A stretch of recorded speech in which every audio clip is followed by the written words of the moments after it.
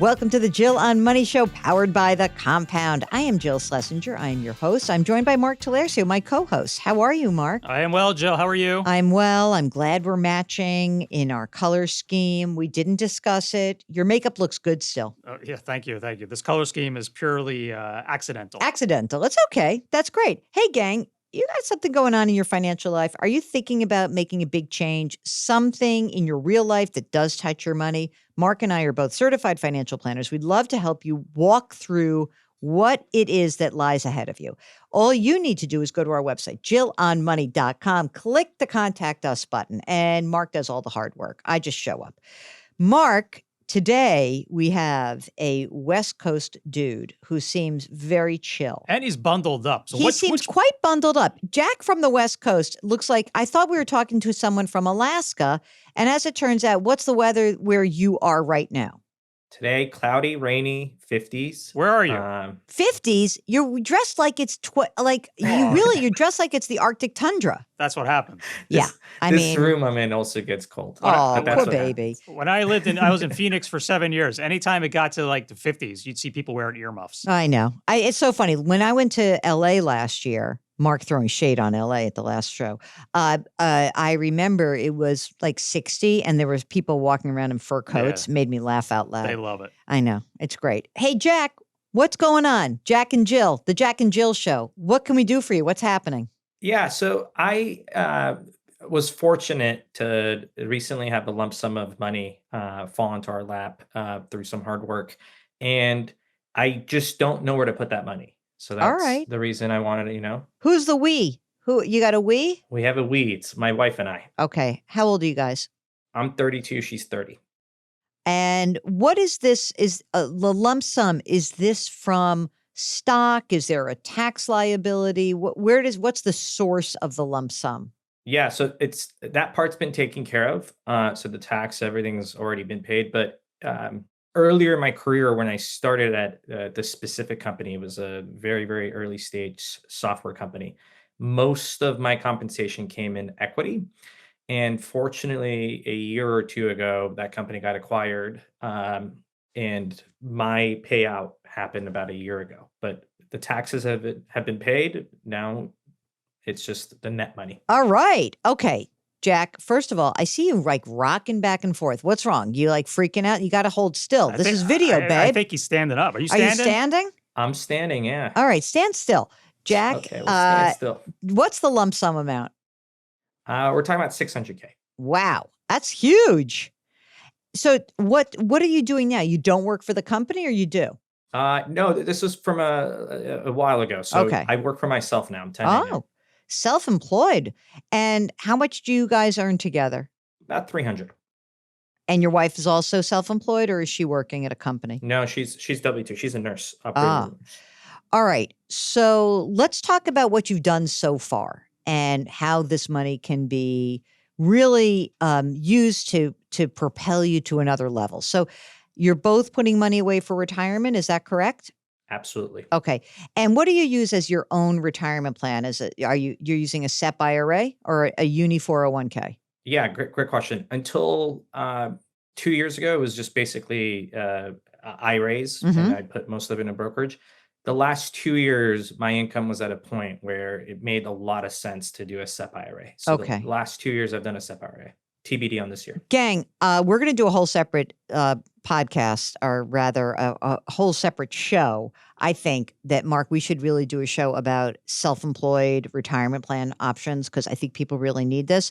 But when you start off, you can just use a SEP. You can use a regular IRA, but you can start really dipping your toe into the waters of self-employed income, where you're making a lot of money. You can start using a Uni 401k, a 401k for yourself. You can put in a Uni Roth 401k. You can put in a defined benefit plan, your own pension plan for yourself. So there's so many options. Okay, so let's get back to you, Jack. How much money do you have put away in retirement funds right now? And your wife's using a 403b as a nurse? Yeah, you nailed it. So let me run through everything. Good. to help you guys out. And get ready for the hate mail. All right. All right. Warning you. Woo! So- Here we go. so- Get ready, rich guy, West Coast. Jillionaire. Jillionaire. So we're talking 230K in traditional IRA, about 70 in a Roth IRA, 72K in a SEP IRA, about 20K in just cash, 60K in savings account that's paying 4.5%. On my wife's side, 130K in a 403B. It's traditional. Starting this year, we'll do Roth. Great. 20K in a Roth IRA, 6K in a traditional IRA. Okay. This is not such hate mail. I mean, he is 32. Yeah, well, that doesn't include the 600,000 he just. I know. Do you guys have a brokerage account also or not? Yeah, so including the 600, it's inclusive of the 600. We're at 1.1 million. Oh my God. I love this couple. And they're what? Early 30s. 30 and 32. Mamma yeah, baby. Do you guys have kids? No kids, and don't hate us, but we don't plan on it. Why would I hate Yeah, you? why would we hate I you? don't have kids. There's I have four-legged There's children. no rule that says you have to have kids. No, exactly. Mark never wanted kids. Then he has a kid. It's amazing. Shocking how that happened. We have a dog, and it's 3-legged, so we make up for Oh, with- that's with the so dog. nice. Okay, so in the brokerage account where you already have $500,000, what are you doing already with that? Like, what is the type of investing you've been doing? Yeah, so that was actually one of the questions, and I'll get some context. So half of that money I'm basically saving for my parents. They moved here, they skipped everything for us for a better life for me and my siblings. So they basically don't have anything for retirement. Okay. They're elderly. So it's somewhat hard because half of it is basically ours. The other half is like almost like their emergency fund Okay. in case we need it one day. Yeah. How old but are they? My mom is 64, my dad's 71. But they're fine in terms of health-wise right now? Yeah. Okay. They live on their own. They don't live with you. So they live with my siblings. Okay. And so right now, are they still working or are they retired? They're not. They're completely retired, and we support them. So the siblings basically cover their living expenses. So if you're saying to me that if you look at half of this is $550,000 basically that you're using, are you saying that money is needed on a monthly basis right now? Or are you saying you want to save it for them, over the next 5, 10, 30 years? It's more the latter, and only if, so today, my siblings and I basically cover their expenses, but God forbid something happens, I'm treating about half of that money I as got you. almost like an emergency fund That's for fine. them. Half of the 500? No, Or half of the 500 total? 1.1. So it's the 550. 550 Half of is the for, 1.1. yeah. Yep. So 550 is basically like a balanced portfolio. It's like I'm investing for a 64 and a 71-year-old. So half of it has to be balanced. The other half is essential, or let's just say the new 600 is for you guys as a supplemental retirement. I got you. Do you guys own a home? We do. How much is it worth? 1.2. Do you have a mortgage? We do. 800K left at 2.55. 2.55. And you want to stay there. You're happy where you are, right? We're going to die here. We're not moving. Hey, that's what I said, Jack. I just moved. Oh my God. Whatever. I knew that was a lie when you said that the first time. All right. Now, the money that you have so the money in the brokerage account, how are you managing it right now? What's in there? Yeah. So for pretty much everything we do Vanguard, I manage it myself. On anything that's retirement wise, it's all on the S&P 500. So Okay. Vanguard 500. The brokerage is slightly a little different. About 50 is in S&P 500, 25 is in international, and as of now, 25 is in treasuries. Okay. And treasuries, are you saying a treasury fund? Or are you buying U.S. I'm buying treasuries treasuries. directly? I'm buying Okay. US treasuries. Here's what I'm thinking, Mark. Jill. Are you thinking 50, 25, 25? How do you feel about that? 50 stock, 25 is international, you said? And then 25 is treasury? I mean, if the thinking that this is for the parents, Half of it is for the parents. We got to bump up the it's treasury. too risky. Okay. It might not be for the parent. It's like an emergency. Right, I don't right. care. Got- It doesn't Okay. matter. We still have to, Fair enough. okay. So the 600's in cash right now? No, none of it is in cash. Okay. So All of it that's is your in the balance. brokerage. Okay. When you look at the 50, 25, 25 right this second, that is invested. Is there any loss just in a weird way? No, it's all gains right now. If you had asked me last year, there would be a Okay. lot of losses. Not the last year, no. Will you be adding to this account? Yeah. So that was the other question. Any excess money we have, do I put that in the brokerage or do I prioritize the SEP IRA? Oh God. Okay, here's the problem. It's not a huge problem. You're in great shape. So wait a second. No problem. You're amazing. You're a great son. Okay? You're a great earner. You're a great son. All of this is fantastic. If I really was like, I want to optimize your life, what I would say is don't put the money in the SEP. I would actually put the money in the brokerage account and add to the treasury position. Or just, honestly, if treasuries move on you and you can't get enough money in there, you might have to, just because you already have such a huge S&P 500 exposure, maybe what I would do is I would take from the 25 in international and I'd siphon some, that can't have as big a gain. I'd siphon some of that off and buy some treasuries now. And I might even buy 10 years because I think you can go a little longer in duration and you can get that going. But I don't think there's going to be a real problem for your parents for 5 years from now. But I think what you're saying is you never know. And if you never know, then we have the money to do it, but you got to make it a little bit more of a balanced portfolio. Mark, do you agree with that? Yeah, I do agree. One thing you might want to consider, Jack, I don't know how you plan on doing this, but we're in a kind of a similar situation with my wife and I. So we kind of have a separate brokerage account for her parents. So under our names, we have two brokerage accounts. One that we know is everything in there is ours. Then we have a separate brokerage account that we kind of just treat as money for her parents. So you may want to think about doing that. Just have two separate brokerage accounts within Vanguard and keep your parents' money in one and then put that new $600,000 into the other one and keep it separate. That's an interesting idea. It's just easier to manage. Even though, your parents may not need any of it and it all ends up being yours one day, you can eventually do maybe an in-kind transfer or something and just end up with one account down the line. Yeah. Let me ask a follow-up question.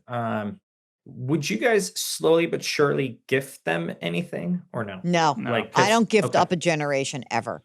Never. Okay. The only thing you can do if you wanted, if there were something big that were happening, I will be clear, from an estate perspective or a gifting perspective, the thing you can do is you can pay a direct medical bill on their behalf. You can pay a direct bill on their behalf and sidestep the gift tax rule. So you know how we say, okay, you can give anyone $18,000, right? If your parents had a real issue and there was a medical bill that was outstanding and they said, we can't pay this, you could write a check for any amount directly to pay that bill to the institution and not be subject to the gift tax exclusion. So that's important to remember. But we don't like gifting up. It's not worth it. It's just not. Understood. Now, the only other thing I can say about that, here's a little sneaky thing to consider. If we had to, I guess that you could potentially gift the shares of stock up. Mark, this is interesting. If we gift the S&P 500 shares to his parents, they're in a lower tax bracket than he is. They could sell those shares at his cost basis, but also pay a lower rate. Possible, yeah. A little cute. It's cute. Might be cute by half. I don't know. Might be too cute. But your parents are receiving Social Security right now? They're not, and they do not qualify. They do not qualify. Oh, interesting. So they have zero income. So if you've basically earmarked $500,000 for them, what have your siblings earmarked? So the way it works is month by month, we basically cover the cost. So the way we treat it is we're putting a percentage of our monthly income towards my parents. Oh, guys are nice. Yeah, How many of no you? Kidding. How many of you? There's 3 of us total. Are you the richest? In life and in happiness. Oh, the latter matters more. Man, I think I want to end on that. I think that you know what you have to do. I think you have to pull the risk back. If you really wanted to start playing a little bit, you could gift them shares, $18,000 between you and your wife. You're in a joint account right now. So you could say, I'm going to gift my mother $36,000 and my father $36,000. It's a joint gift between the two of you, okay? You can Okay. put $72,000 in the S&P 500. Let me just look at one thing. If they were to sell, since they have no income, it's like the long-term capital gains rate is like 90 grand for married filing jointly, up to 90 grand at 0%. They'd pay a 0% capital gains. Do that for like 5 or 6 years. Or just a few years. That may be worth doing. And now they have their nest egg. So that's why it may make sense. Of course, you're gifting up to them and then your siblings would inherit a third of that. Yeah. Understood. My only other question I had, I think I know where Mark stands, but on your perspective, Jill, would you start converting some of that traditional SEP IRA money into the Roth? What's the balance again? 231 in the traditional IRA, 62, 70K, 71K in the SEP IRA. I'm going to tell you what I would do. You have these rollovers, you have all the IRAs, you have the pre-tax. I'm actually interested because it sounds like you're a real earner here. I think instead of using a SEP IRA, you should consider a Roth 401k. You have any employees? I do not. It's just me. What do you think about that, Mark? A Roth 401k instead of a SEP? Well, I think now you can do a Roth SEP too. Yeah, but now he has the SEP account. So should we roll it out and put everything in an IRA rollover? Like what's going to be, I just want to make sure we clean this up. I mean, regardless, whatever he's using, if he's using a 401k or a SEP, I mean, you know me, I'm going Roth, either a Roth SEP or a Roth 401k. Okay. That's what I would do. In terms of the $600,000 now that you have sitting on the sidelines, do you want to put it all in the SEP? Do you want to put it in the brokerage account? I don't know. I think I kind of lean towards putting most of it in the brokerage account. All right. Let's do that then. I'm in. I mean, not necessarily 100% stocks. And you also may want to consider, I don't know if you want to do treasuries for yourself. I guess you could, but if eventually you want to mix in bonds, you're in California, you guys have a lot of money, you may want to look at using a municipal bond as well, just because you're in California. I'm just wondering for you, like, is there anything else that's on your horizon for things you need to do? No. So for us, I've always viewed it as like having optionality. Yeah. Like it's just good to have options. That's why I would use a brokerage. Yeah. That'll give you the most optionality. Okay. Okay. All right. I think we're done. Let's cue that hate mail. What do you think? Do you have your own estate planning done, Jack? State, wills, HSA, everything's done. Beautiful. Check. By the way, there's a restaurant in New York called Jack's Wife Frida. Been there many Jack, times. Is your wife's name Frida? Are you that, It is Jack? not. I'm not that, All right. Jack. You're the best. No, you guys are the best. You do a really good job. Great team. Jill is very, giving her expert advice, whereas Mark, you know when to chime in and when to just, Shut up. just stay quiet. You have It's a no great idea. team. By the way, you have Good no team. idea what he puts up with every day. He's so good. He's fantastic. Thank you, Jack. Keep Thank us you, posted guys. and let us know if there's anything else we do. Hey, if you've got something going on in your financial life, we would love to help you out. I love this intergenerational stuff. This is amazing. Like to me, this is what we love to hear this stuff. It's great. So if you have some planning work, generation up, generation down, we don't care. Anything else going on, go to our website, jillonmoney.com. Click the Contact Us button. Let us know if you want to come on the air live. Sign up for the free weekly newsletter while you're there. Buy my book. Subscribe to Jill on Money Live. Do it all. You can. It's so easy. Thanks to Duncan, John, Dan, Nicole, everyone at the compound for helping us get this show launched and continuing to put it on the air. Please lift someone up. Change your work, change your wealth, change your life. Thank you for listening. We'll talk to you next week.